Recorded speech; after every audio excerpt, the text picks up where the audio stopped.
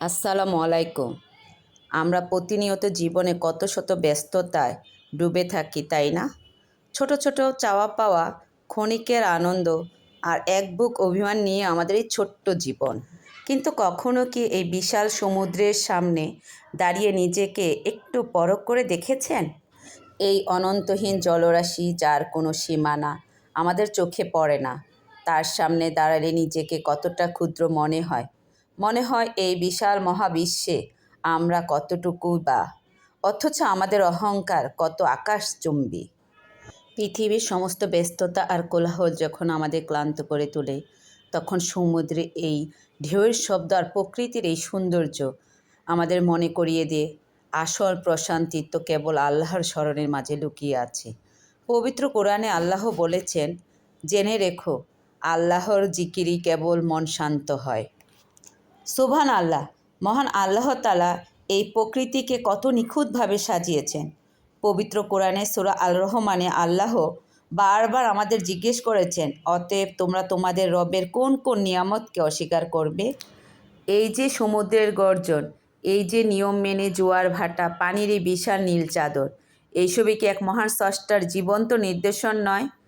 কোনো এক অদৃশ্য সুতোয় তিনি বেঁধে রেখেছেন এই পুরো সৃষ্টি জগৎকে। তিনি চাইলে এই পানির এক নিমিষেই সব কিছু গ্রাস করে নিতে পারত। কেবল আল্লাহর স্মরণেই মন শান্ত হয়। সমুদ্রেই শান্ত হওয়া আর প্রকৃতির সৌন্দর্য আসলে আমাদের মনকে আল্লাহর দিকে ফিরিয়ে নিয়ে যায়। যখনই মন খারাপ হবে, সেজদায় লুটিয়ে পড়ুন। যিনি এই বিশাল সমুদ্র সৃষ্টি করেছেন, আপনার মনে ছোট্ট কষ্টটা দূর করার জন্য তার কতটা সহজ একবার ভাবুন। সমুদ্রের পাড়ে গেলে মানুষের মন এমনিই শান্ত হয়ে যায়। তাই আমি বারবার ছুটে যাই সমুদ্রের পাড়ে, খুঁজে বেড়াই শান্ত পরিবেশ। প্রকৃতির আনন্দ আমাকে উজ্জীবিত করে। সমুদ্রের প্রতিটি ঢেউ আল্লাহর কুদরতের সাক্ষী। ঢেউ আসে যায়, কিন্তু আল্লাহর রহমত কখনো শেষ হয় না। সমুদ্রের গভীরতার মতোই আল্লাহর রহমত অসীম। প্রকৃতির সৌন্দর্য আল্লাহর মহিমার এক ক্ষুদ্র পরিচয়।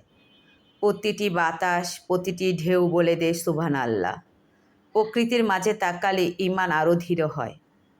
দুনিয়ার সৌন্দর্য ক্ষণস্থায়ী, জান্নাতের সৌন্দর্য চিরস্থায়ী। এই যে অনন্তহীন সমুদ্র, যার কোনো সীমানা আমাদের চোখে পড়ে না, আর এই যে ছোট্ট একটি ফুল, যা তার সুবাস আর রং ছড়িয়ে আমাদের মন জুড়িয়ে দেয়, এইসবই কি এক মহান শিল্পীর নিখুঁত কারিগর নয়? সুবহানাল্লাহ!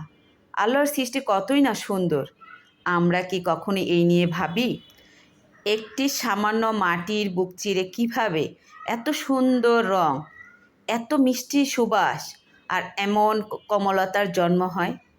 ফুল আমাদের শেখায়, জীবন যত কঠিনই হোক না কেন, আল্লাহর রহমতে বিশ্বাস রাখলে সুন্দর কিছু ফুটিয়ে তোলা সম্ভব।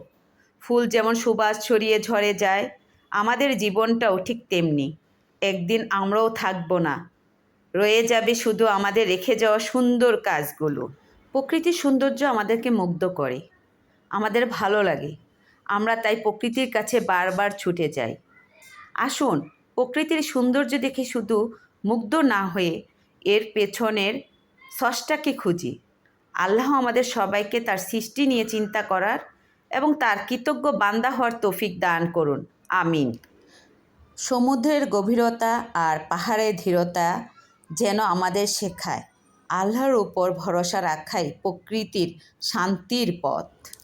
ভ্রমণ শুধু নতুন জায়গা দেখা নয়, নিজের রবকে আরও গভীরভাবে অনুভব করার একটি সুযোগ।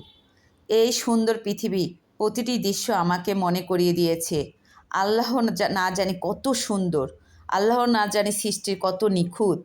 আল্লাহ আমাদের মহান। আল্লাহ ছাড়া কোনো মাবুদ নেই, তিনি এক এবং অদ্বিতীয়। সবার প্রতি